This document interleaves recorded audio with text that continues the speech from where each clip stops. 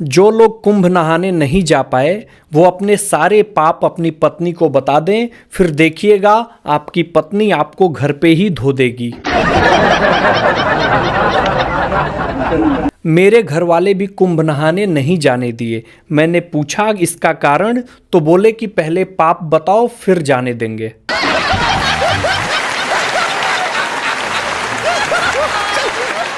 एक टीचर ने बच्चे से पूछा कि स्वर्ग में कौन जाता है, तो बच्चे ने कहा कि जो पति अपनी पत्नी से डरते हैं वो स्वर्ग में जाते हैं, और जो पति अपनी पत्नी से नहीं डरते उनके लिए धरती ही स्वर्ग है।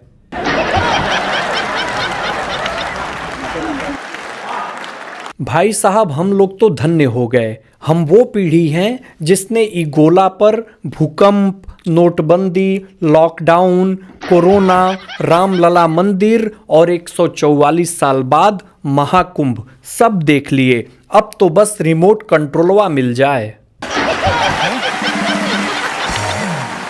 पिछले दिनों एक पत्नी ने पति से कहा कि ये जी एगो बात बताइए, ये पर्सनल सीक्रेट और टॉप सीक्रेट में अंतर क्या है। पति ने दिल छू लेने वाला जवाब दिया।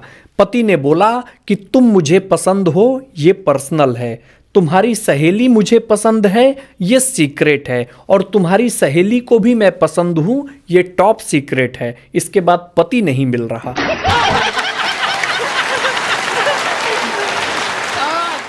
मैं कुंवारा हूं और अपने कुंवारे दोस्तों से भी एक बात कह देना चाहता हूं कि कुंवारे लड़कों, कर्म पर ध्यान दो, फल की चिंता मत करो। फल तो तुम्हारे ससुराल वाले तिलक में भर भर के लाएंगे। भाई साहब, समय समय की बात है। एक समय था जब लोग ज्वेलरी छुपाते थे, फिर एक समय आया जब लोग सैलरी छुपाने लगे, और अब गैलरी छुपाते हैं। पिछले दिनों एक बाप ने बेटे से बोला कि बेटा मम्मी कहाँ गई हैं। तभी बच्चे ने बोला कि पापा प्राकृतिक रचना छेड़छाड़ केंद्र गई हैं। तभी पिताजी ने बोला कि बेटा ये कोई सांस्कृतिक संस्था है क्या। बेटा बोला, अरे पापा ब्यूटी पार्लर।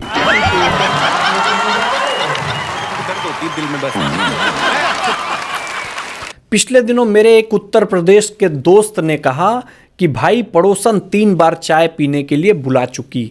जब भी हिम्मत जुटाता हूं, पत्नी न्यूज चैनल खोल के बैठ जाती है, और न्यूज चैनल पर योगी बाबा कहते हैं, बटोगे तो कटोगे।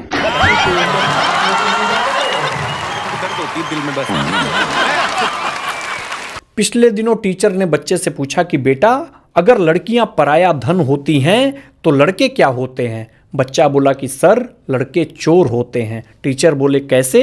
बच्चा बोला क्योंकि चोरों की नजर हमेशा पराये धन पर होती है।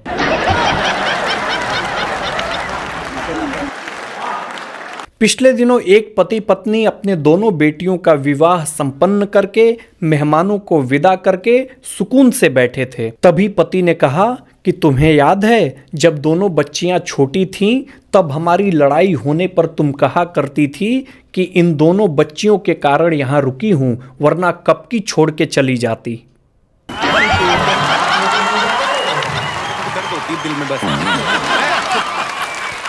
अभी अभी फरवरी बीता है। आशिकों के 7 दिवसीय महोत्सव का कार्यक्रम बीता है। इसी 7 दिवसीय महोत्सव में एक दिन मनाया जाता है प्रपोज डे के बारे में।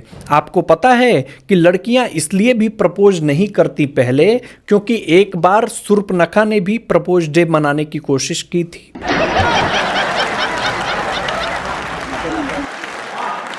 मेरे दिमाग में काफी दिन से एक बात घूम रही है कि आखिर कश्ती वहां पहुंची कैसे जहां पानी कम था, और चलो पहुंच भी गई तो वहां डूबी कैसे जहां पानी ही कम था।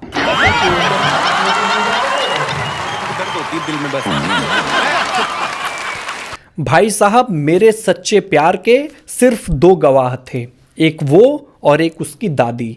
पहली मुकर गई, दूसरी गुजर गई, और इस तरह सच्चे प्यार की कहानी खत्म हो गई।